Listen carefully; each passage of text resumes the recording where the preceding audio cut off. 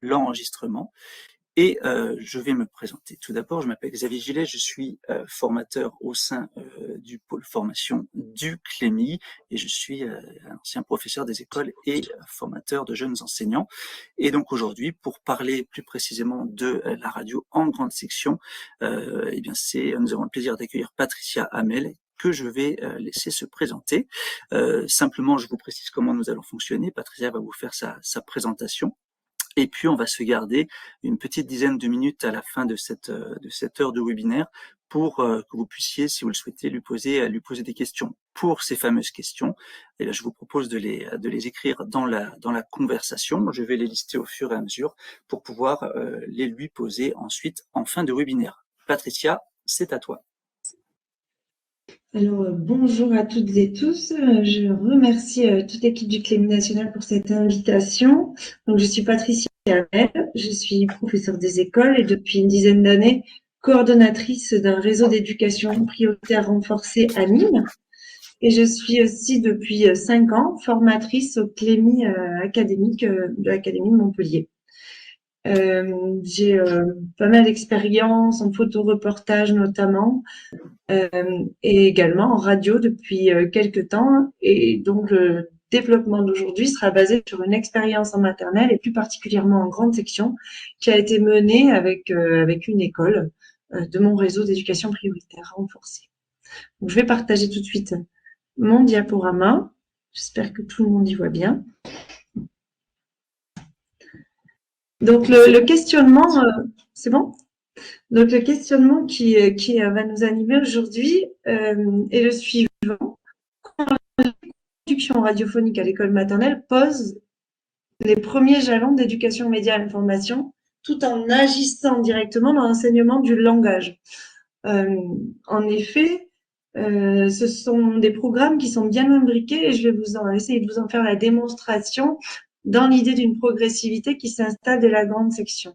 La question de l'organisation un peu pratique en classe se pose, je le sais.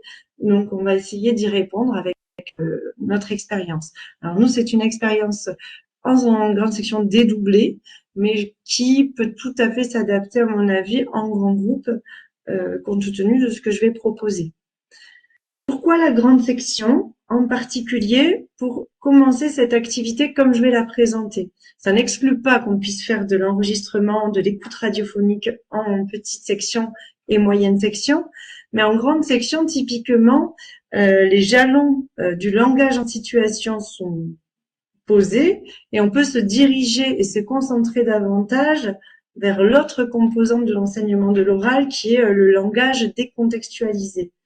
Donc, je vais vous présenter aujourd'hui en l'illustrant la progressivité que permet l'usage de la radio avec quelques exemples. Donc, je me suis référée à différents documents pour cette présentation. Tout d'abord, la page, quand vous aurez le diaporama, vous pourrez cliquer sur le lien, la page du CLEMI consacrée à l'EMI dans les programmes de la maternelle au lycée, qui recense dans les programmes les plus récents, et c'est une page qui a été mise à jour, bien sûr, dernièrement pour la maternelle, qui recense les entrées dans toutes les disciplines en ce qui concerne l'EMI, qui est une discipline transversale. Je me suis également beaucoup fondée pour cette réflexion, encore une fois avec l'équipe avec laquelle nous avons travaillé, sur le document, le texte de cadrage qui se base sur les programmes de 2015, mais qui est toujours actuel avec les nouveaux programmes, qui est consacré à l'oral, mobiliser le langage dans toutes ses dimensions, qui est un document de 19 pages extrêmement riche, extrêmement précis, auquel je vais souvent faire référence. Et enfin, du côté de la recherche, j'ai beaucoup apprécié cette conférence de Sylvie Plane sur les multidimensions de l'oral. Et ça vient vraiment en écho avec ce qui peut constituer les différentes compétences que nous avons enseignées quand on enseigne quand on enseigne la langue orale. Je vous invite à aller écouter cette conférence qui est très bien chapitrée, donc on peut en écouter qu'une partie sur le site de l'IFE Centre Alain Savary.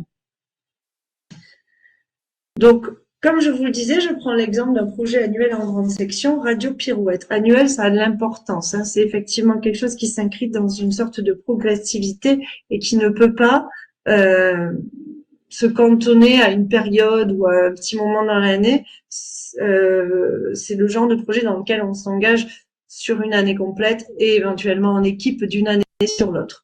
Souvent, ça commence par une classe, une équipe, et ça devient un projet assez fédérateur pour une école à terme. C'est le cas en tout cas pour cette école. Donc la première dimension, cette entrée dans le média radio, c'est son acculturation, comme en littérature, hein, finalement, dans une forme de littératie. Donc l'acculturation au média radio se traduit par une sorte d'étayage, beaucoup d'écoute. Et comme pour tout apprentissage d'un langage, on associe le décodage et l'encodage. C'est pour ça que dans les activités quotidiennes que nous proposons tout au long de l'année, il y a autant d'écoute que de production, que d'exercice, etc. Donc là, on est vraiment dans les activités quotidiennes qui viennent alimenter la réflexion, qui viennent acculturer, accoutumer et faire connaître ce qu'est la radio aux élèves. Ça leur permet aussi de s'approprier leur voix, etc. Donc, comment ça peut s'organiser en classe? Tout simplement sur des temps libres ou des temps d'atelier. Par exemple, dans la classe de grande section là, que nous voyons en photo, je vais vous parler de ce moment-là, mais il y a un poste d'écoute libre qui est installé. Alors, c'est tout simplement une enceinte Bluetooth qui dispose d'une prise jack sur laquelle est installée une prise multicasque avec plusieurs casques autour. Et de temps en temps, le maître, par l'intermédiaire du Bluetooth, envoie des émissions de radio, aussi des histoires de fiction, des histoires à écouter, d'autres émissions faites par les autres élèves ou faites par les élèves eux-mêmes qu'ils ont plaisir à réentendre. Et c'est un atelier libre qui peut s'installer à l'accueil, etc. Mais qui peut aussi être organisé sur des temps d'atelier à proprement parler avec une histoire à écouter, par exemple, ou l'écoute d'une émission. Les élèves peuvent être 4 à 6 selon le nombre de casques dont on dispose autour de cette enceinte. Ça peut être aussi sur un poste avec un CD et tout simplement une prise multicasque. Donc ces ateliers d'écoute sont importants quand ils sont libres. Ils sont aussi importants quand il s'agit d'analyser des émissions de radio, des émissions d'information. Ce travail de l'écoute est fondamental. Déjà pour connaître, comprendre la structure d'une émission d'info. Il en existe pour les enfants. Vous verrez tout à l'heure, je vous présenterai le Padlet que j'utilise, sur lequel on peut retrouver toutes les ressources. Et cette écoute s'accompagne. Donc vous voyez tout en bas ici des exemples de flashcards qui peuvent être utilisés en classe pour les activités d'écoute et d'analyse. Les élèves ont à identifier en fonction du son, en fonction du nombre de voix qu'on entend, en fonction du propos, si cette situation d'enregistrement est faite en extérieur, en studio, au téléphone, si on entend de la musique. Après, on peut aller plus loin. Est-ce que c'est la musique du génériste? Qu'est-ce que c'est une virgule sonore? Est-ce que c'est une musique d'ambiance si c'est un enregistrement fait sur le terrain? Donc, combien de personnes parlent? Il y a évidemment, on peut développer ce côté carte, image pour analyser les émissions. Le parallèle en cycle 3, par exemple, ça va être une grille d'écoute. Quand on écoute une émission, on relève le nombre de personnes qui parlent, etc. sur une grille d'analyse. Ici, en maternelle, on va plutôt utiliser ce système de cartes. En tout cas, nous, c'est comme ça qu'on fait. On ne peut pas passer à côté des enregistrements ludiques et des essais radiophoniques guidés. C'est-à-dire que les élèves vont pas tout de suite se sentir à l'aise ou se débarrasser d'une certaine gêne. Voilà, c'est un matériel comme tous les autres, dans toutes les matières, qu'il est nécessaire d'explorer en s'amusant, d'explorer de façon libre ou guidée. Donc il y a beaucoup de temps d'exercice, d'appropriation qui peuvent être organisés au quotidien, encore une fois en atelier, comme on le voit sur l'exemple ici en photographie. Ici, c'est une installation. Bon, à Nîmes, les écoles sont équipées de TBI en grande section et en élémentaire, mais ça peut aussi se faire autour du maître avec son propre ordinateur si on veut voir l'onde d'enregistrement. Mais on voit une élève qui simplement avec un petit enregistreur avec une bonnette. Je vous montrerai à la fin ce que représente ce matériel. Et un pied de table peut enregistrer des petites choses qui sont des essais en préparation, évidemment, de l'émission finale, dont on écoutera des exemples. J'espère que tout ça va fonctionner. Donc ça, c'était pour les activités du quotidien. Ensuite, dans l'école avec laquelle je travaille en particulier là-dessus, il y a la réalisation de podcasts ponctuels. Cette équipe a décidé de s'organiser en fonctionnant par période. C'est-à-dire, ils ont pour objectif, en grande section, de faire une émission à la fin de chaque période. Donc, quand toutes les semaines, ils ont en place ces ateliers d'écoute, ces petits ateliers d'enregistrement, à la fin de la période, comme on le voit sur la photo, le maître installe le vrai studio et les textes préparés, l'émission avec toutes ses rubriques est enfin enregistrée. 3, on fera ça dans les conditions du direct, c'est-à-dire que les élèves ont leurs textes et vont les lire à la radio et enchaîner comme ça les groupes. On va temporiser un petit peu plus, séparer un petit peu plus les temps. Cependant, on a quand même l'idée d'un conducteur général qui va nous permettre d'obtenir des émissions. Sur une place dédoublée, à chaque émission, tous les élèves passent. Et ça donne des émissions, on le verra tout à l'heure, d'environ 3 minutes 30. Je pense qu'il est inutile de faire des émissions trop longues. L'important est que tous les élèves aient la parole dans chaque émission, si c'est possible, ou au moins une fois sur 2. Et donc, ça représente vraiment un enjeu de coopération. Les tâches sont distribuées, les rubriques sont distribuées, et si tout le monde prend part à l'émission. Il est inutile de faire quelque chose de très long parce que sinon, c'est difficile à écouter pour les auditeurs, même si c'est très agréable à écouter, mais il faut que ça reste une durée acceptable pour une classe entière. En grande section, je pense qu'on peut s'en sortir à moins de 7 minutes. On peut avoir quelque chose de très correct si c'est bien construit. Donc, c'est ce type d'activité-là, de fin de période, qui motive les élèves, qui les engage, qui leur permet d'observer leur progrès aussi d'une période à l'autre. Et la troisième dimension de laquelle je voulais parler dans ce projet annuel, c'est de participer. Alors, donc, je disais que dans cette école, ici, au niveau de la deuxième dimension, au-delà des activités régulières qui se font dans la semaine, à la fin de chaque période, il y a l'enregistrement de l'émission, de toutes les rubriques de l'émission. Les tâches ont été distribuées aux élèves, les textes également, les textes qu'ils ont écrits en dictée à l'adulte. Et là, le maître installe le grand studio en atelier et tour à tour, les groupes d'élèves vont se succéder pour enregistrer les différentes rubriques.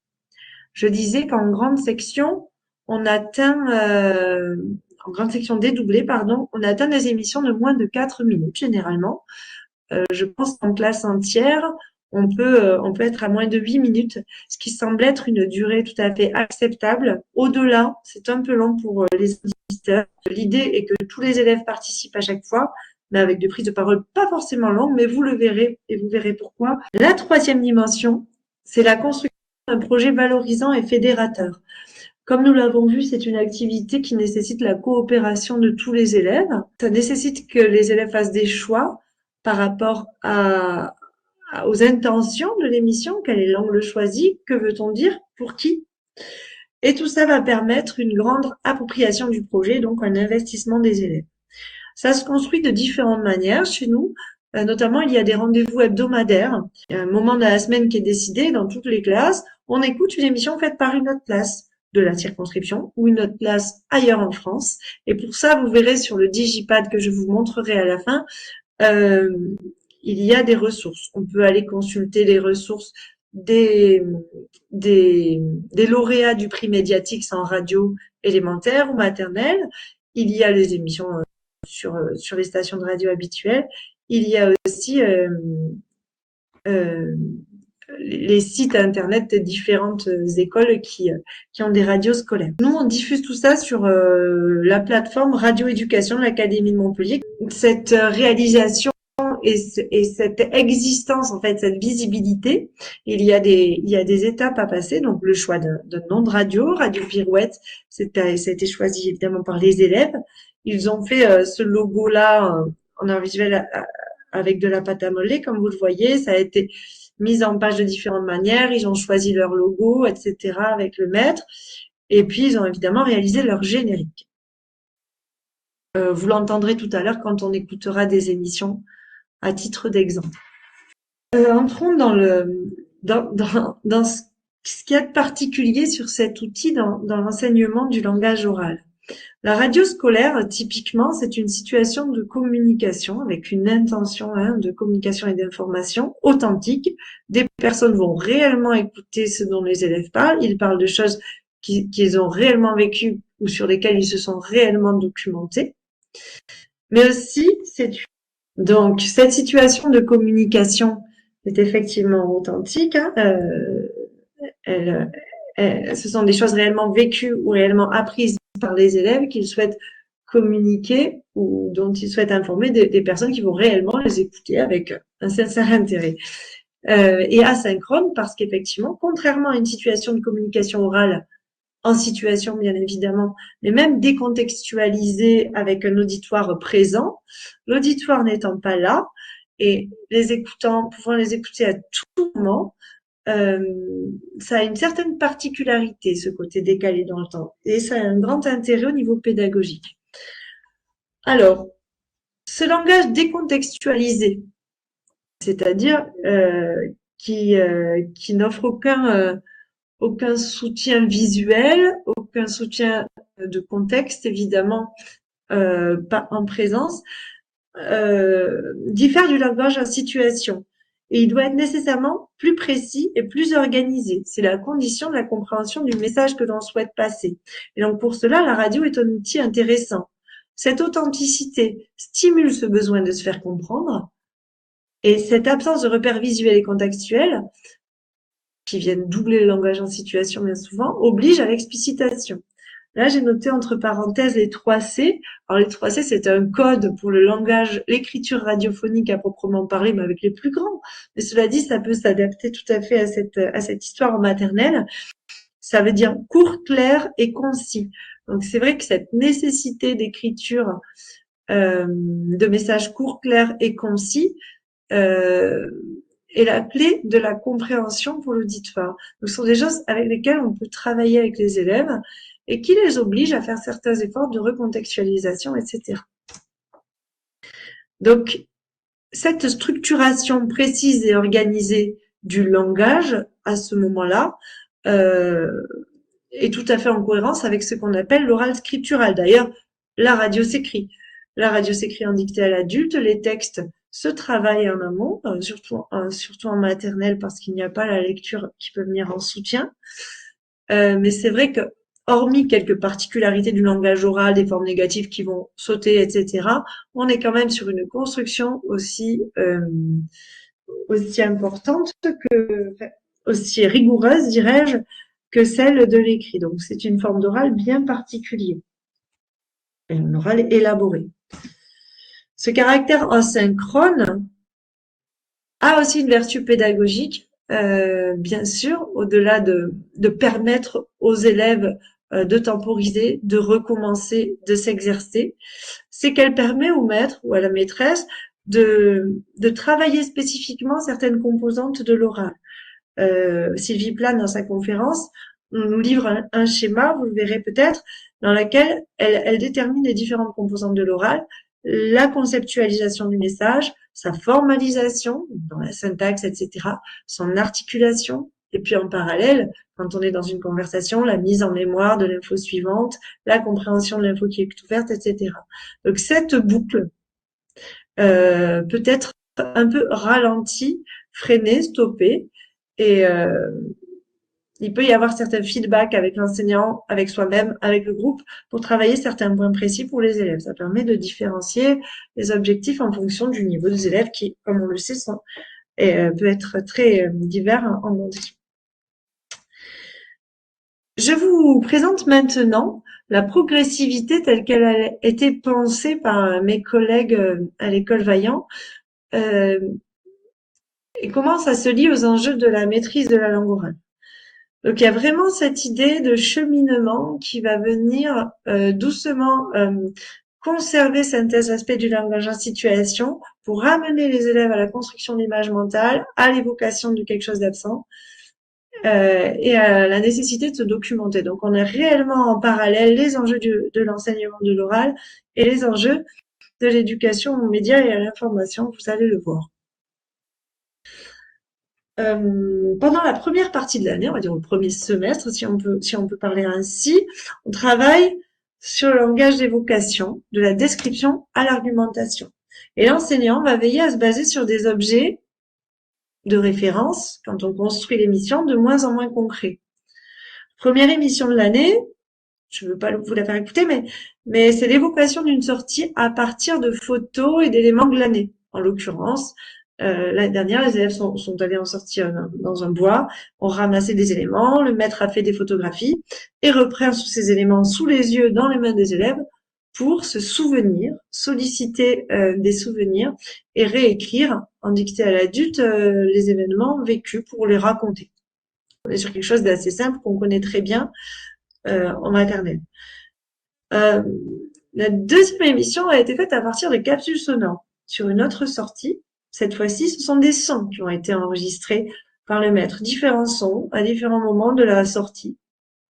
Et il les a fait écouter et ça a permis de reconstruire la chronologie et le récit de ce que les élèves avaient vécu. Ici, on commence à travailler l'écoute et à mobiliser les images mentales.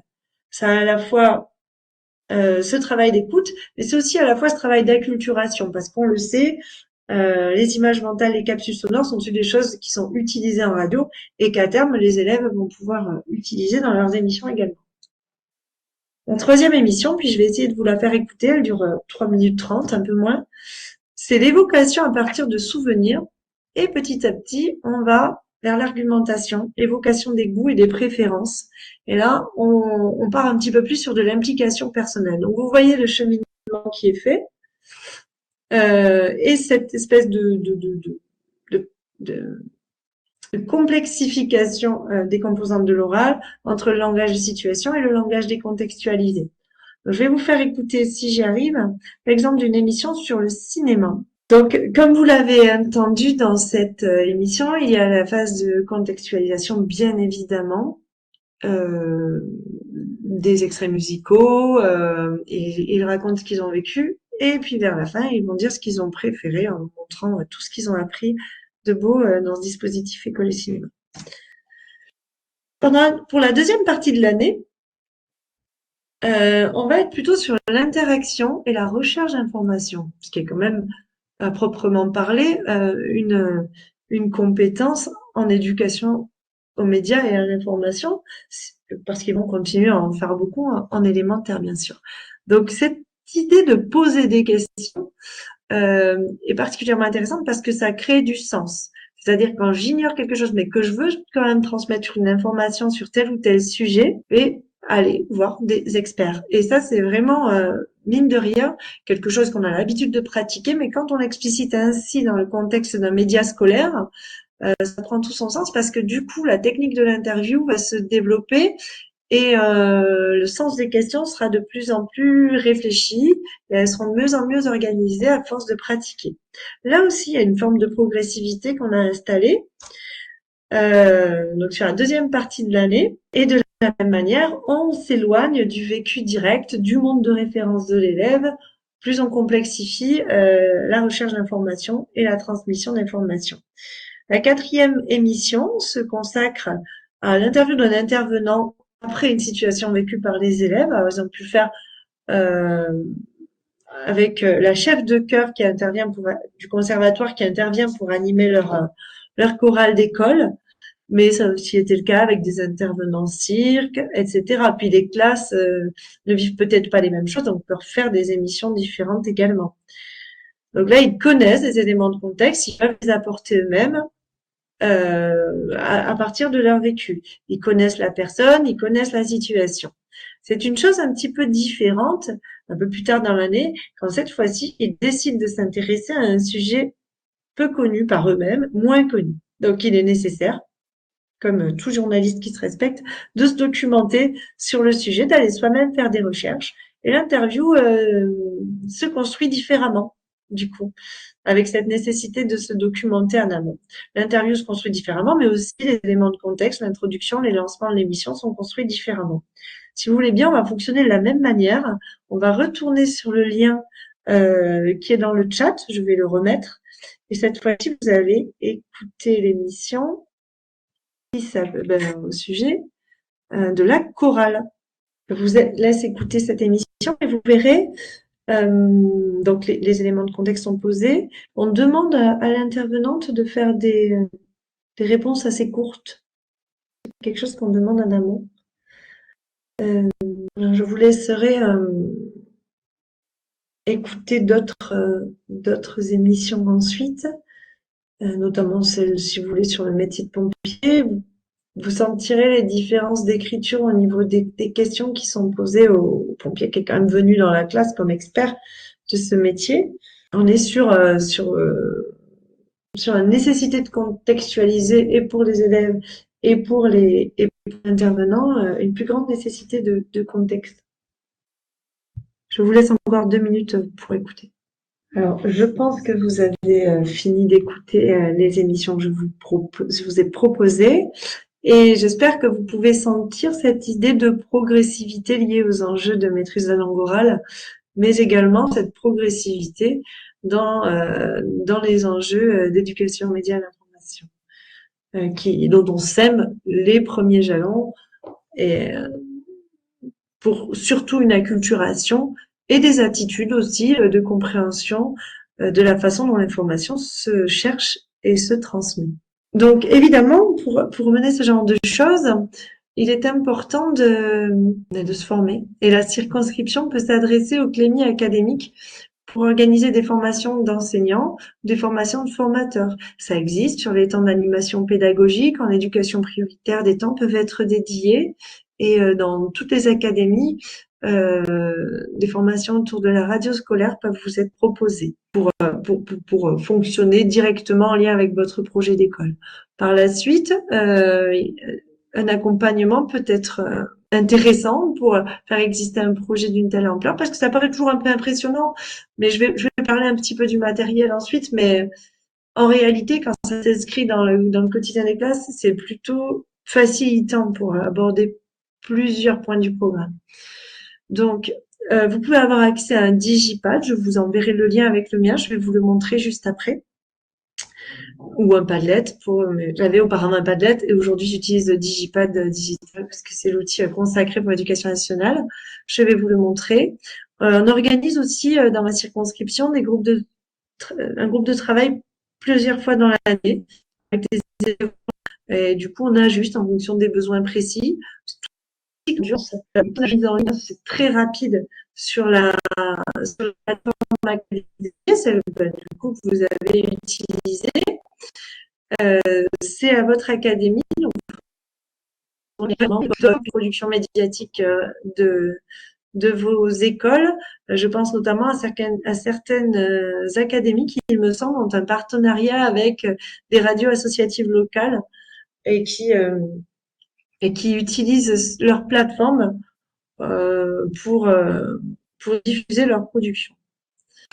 Les modalités de diffusion aux familles sont à réfléchir également.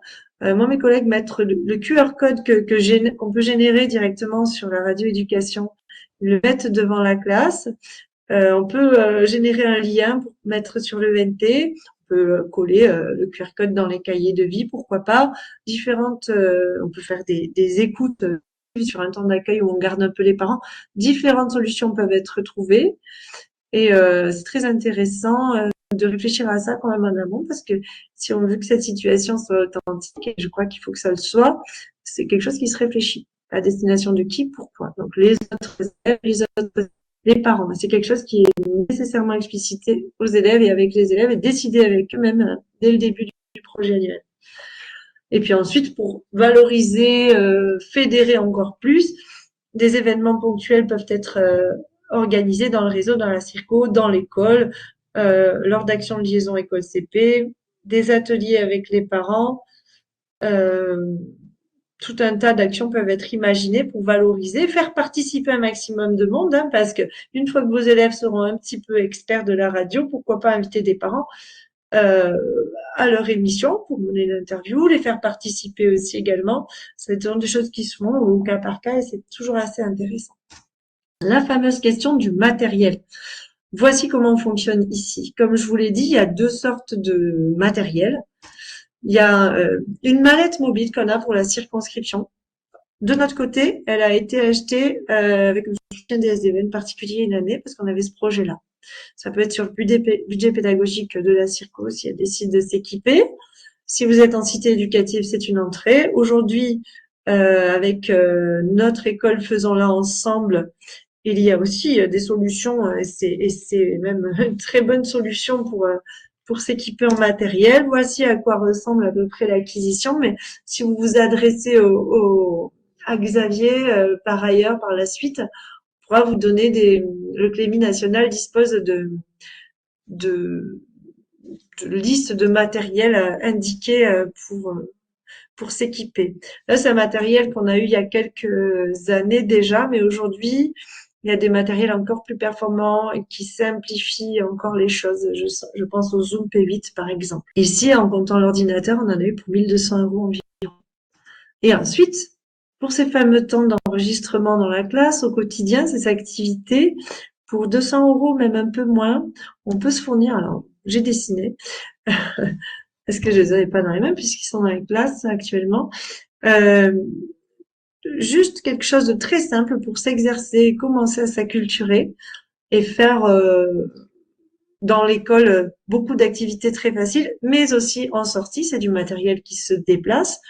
Un enregistreur simple avec le micro intégré, vous voyez une bonnette qui peut être branché sur un ordinateur par câble USB, c'est facultatif, mais c'est intéressant car on peut voir alors l'onde se dessiner, on peut voir avec le maître ou la maîtresse comment on coupe des parties, comment on recommence, comment on efface, ce qui se passe quand on parle, quand ça sature, quand on parle trop près, etc. Donc c'est toujours intéressant de voir l'onde. Et nous, c'est vrai qu'on a la chance d'avoir le TBI qui nous permet de faire ça en collectif ou en atelier. Et quand un élève est au micro, que tout le monde puisse profiter visuellement de ce qui se passe au niveau du son. Et ça peut ou pas être connecté par un câble jack à un casque pour le maître, pour l'élève qui parle, ou à une enceinte. Et dans ce cas-là, si on l'éloigne un peu du micro, ça nous donne une ambiance un peu officielle d'enregistrement et ça immerge tout le groupe dans l'enregistrement en cours en amplifiant en fait ce qui est en train de se passer au micro. C'est quelque chose que je pratique beaucoup, y compris en classe entière, y compris en cycle 3. Quand un enregistrement d'émission est en cours, on diffuse au reste de la classe, ceux qui ne sont pas au micro à ce moment-là, de façon amplifiée, ce qui se passe dans les micros et dans les casques. Ça nous fait comme une émission dans les conditions du direct et en public, et c'est assez intéressant. Et le pied de table, ne pas oublier, c'est toujours pratique pour poser ce micro, pour le petit kit d'enregistrement. Je vous montre le digipad. Donc voilà le digipad qui se construit ainsi. Donc d'abord, j'ai mis une colonne pour les émissions qui peuvent être écoutées, analysées. Alors c'est tout cycle. J'ai mélangé tous les cycles pour ce travail-là. Ensuite, des émissions de nos élèves. Donc en descendant, on voit un petit peu les autres rubriques. Voilà. De différentes écoles qui diffusent. Là, ici, donc, les émissions d'infos. Des exemples de séquences pédagogiques pour tous les cycles. Voilà, ce sont vraiment les propositions que les collègues s'approprient avec ces activités d'écoute, etc. Comment on peut le mettre en place C'est une trame de préparation. Ça ne va pas plus loin.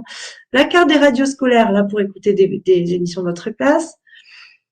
Des propositions d'activités d'écoute sur RFI, peut-être pour les plus grands. Les lauréats des concours de médias scolaires, là aussi, on retrouve des émissions de radio de qualité, des émissions de radio scolaires de qualité qu'on peut réécouter. Des ressources sur les médias et le journalisme pour poser les choses. Et évidemment, des ressources pour les enseignants sur l'enseignement de l'oral. Ça se met à jour, je le mets à jour régulièrement. Là, c'est vrai qu'il manque quelques éléments parmi ceux que je vous ai présentés, mais il faudrait que je le fasse. Je vous remercie pour votre écoute et si vous avez des questions, j'espère que Bonjour, comme Xavier n'a pas de son, je prends le relais pour transmettre les questions. Du coup, il y avait une première question concernant les enfants qui ne savent pas lire, s'ils doivent retenir par cœur. Ah, il y a des questions pour les élèves qui ne savent pas lire. Est-ce qu'ils doivent retenir par cœur?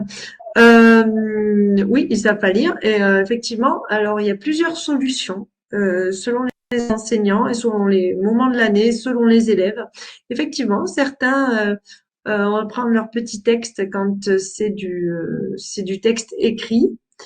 Euh, D'autres, c'est le maître qui a auparavant écrit la phrase et puis qui va la faire répéter à l'élève pour qu'il la dise. Et il y a quand même, au fil de l'année, on gagne en spontanéité, donc il y a cette structuration qui s'installe et ils ont l'idée de leur phrase et ils vont pouvoir la dire plus facilement sans l'avoir sans être ni dans la répétition ni dans l'apprentissage par cœur. Ils ont leur idée en fait et ils vont savoir l'exprimer, la formuler et l'articuler. Est-ce qu'ils ont un temps de parole limité? Non, ils n'ont pas un temps de parole limité, mais c'est quand même conditionné par cette élaboration de l'oral scriptural, hein, celle dont j'ai parlé, c'est-à-dire que c'est un oral écrit. Donc, ça ne va pas être des phrases très longues. Et en plus, c'est une des contraintes de l'écriture radiophonique, hein, pour être bien compris. On essaie de faire des phrases plutôt courtes, concises et claires. Il y a une autre question sur est-ce qu'il vaut mieux faire un premier jet à l'oral, écouter et faire un second jet est pertinent, Parfait. ou vaut-il mieux Oui. favoriser des écoutes qui ne sont pas les leurs? Oui, j'ai pas assez, bien sûr, donc d'enregistrement. Plusieurs, quand on va le mettre en atelier là sur sa photo, euh, il, euh, il fait des exercices et le brancher, permet aux élèves de réécouter soit leur simple phrase, soit la rubrique qu'ils viennent de faire et de réajuster certaines choses. Et c'est eux qui sont en demande et c'est là que le feedback et cette activité asynchrone est intéressante. Désolée Patricia, de mon côté, le son il était nouveau coupé. Si tu peux reprendre la Je vais réponse. couper ma caméra, non? Je suis désolée. Est-ce que c'est mieux? Vas-y, essaye. Non. Est-ce que c'est mieux? C'est pareil, Non. Je ne sais pas pourquoi j'ai une bonne connexion, tout se passe bien, mais je ne sais pas pourquoi je sais pas. Je sais pas comment faire mieux. Donc je disais de quoi parlions-nous? Tu peux répéter la question? Alors la question c'était est-ce qu'il fallait faire un premier jet oral et Oui, écouter, tout ensuite à faire fait. un second jet. Donc évidemment tous les exercices hebdomadaires réguliers le permettent, mais sur l'enregistrement, la production finale, lors de ce temps d'atelier où chaque groupe passe tour à tour pour enregistrer sa rubrique, hein, c'est globalement comme ça que ça s'organise. Là, évidemment, c'est pour ça que le maître a un ordinateur et une enceinte branchée, ou que chaque élève a un casque. C'est parce que ça permet le feedback instantané par les élèves eux-mêmes, par leurs camarades, par le maître, et le fait de pouvoir recommencer. Après, il y avait des questions sur le montage, sur qui fait le montage, quel Ah logiciel oui, il alors utilise. le montage, c'est effectivement le maître, mais avec ce système d'enregistrement des rubriques l'une après l'autre et d'ordinateur, il y a un toilettage assez rapide qui se fait en choisissant la piste que les élèves ont les mieux réussi selon eux, etc. par exemple. Donc et ensuite effectivement le montage avec des effets sonores, etc. Ça se fait soit avec le maître tout seul pour les premiers dans l'année, et petit à petit, évidemment, il va proposer, par exemple, des ambiances sonores aux élèves en collectif avec le TBI, hein, comme on l'a vu, pour venir ponctuer ou illustrer les. Il peut faire ça en atelier également une fois dans l'année ou deux, mais globalement, c'est quand même le travail du maître pour la maternelle ou de la maîtresse. Mais là, j'avais surtout des maîtres en l'occurrence. Là, je crois qu'on en est à la dernière, du coup, qui parle de travail sur l'information, à savoir, ça doit concerner plusieurs personnes, être nouveau et être vérifier, vous n'en parlez pas dans ce webinaire parce que vous l'avez travaillé? Sincèrement, pas à ma connaissance en grande section. Spontanément, ils sont sur des événements vécus ou des événements sur lesquels ils se sont documentés. Donc là, on est plutôt sur quelque chose d'intuitif à ce niveau-là de vérification de l'information. Et je pense que si la situation d'une information non vérifiée ou non certaine était amenée, c'est à ce moment-là qu'il y aurait plutôt une régulation. Je dirais qu'en cycle 1, c'est un peu ambitieux, en tout cas, c'était pas l'objectif direct d'EMI qui était travaillé avec ce projet. Il y a une question sur les formations sur Audacity. Enfin, est-ce qu'il y a des formations pour apprendre à servir d'Audacity ou Reaper, je n'ai pas Reaper, et comment faire si on ne sait pas mixer soi-même? Alors là, c'est les formations desquelles je vous parlais, peut-être en vous tournant vers le Clémy académique. Moi, quand je fais des formations dans mon secteur, on prend un peu de temps là-dessus. En fait, on met les mains dedans, très clairement, parce que c'est beaucoup d'auto-formation. Mais c'est surtout les modalités d'enregistrement en classe qu'on choisit qui vont rendre cette partie-là plus ou moins chronophage. Donc moi, je recommande vraiment le fait d'avoir l'ordinateur branché à l'enregistreur pour pouvoir tout de suite éliminer les choses qu'on ne garde pas, couper les blancs assez rapidement. Et après, évidemment, il y a un travail sur la musique et tout. Voilà. Alors, il y a une question qui concerne l'application de France Info Junior pour des entraînements en grande section. Si elle a été Eh bien utilisée. non, je ne l'ai pas utilisé. Merci pour le tuyau, Serge. Et bonjour. Voilà, et je vois que pas mal de personnes demandent si le diaporama serait accessible, donc je confirme. Oui, et vous pourrez cliquer à loisir sur les liens. Si tout fonctionne mieux qu'aujourd'hui, ce sera formidable. Et pour Audacity, contactez votre RN. Oui, Valérie, tout à fait. Merci. Il est 18h, donc à moins qu'il y ait encore des questions qui arrivent, je pense que on va pouvoir s'arrêter là. Merci beaucoup. Merci à toi, Patricia, en tout cas. Et merci à tout le monde pour votre écoute. Merci beaucoup.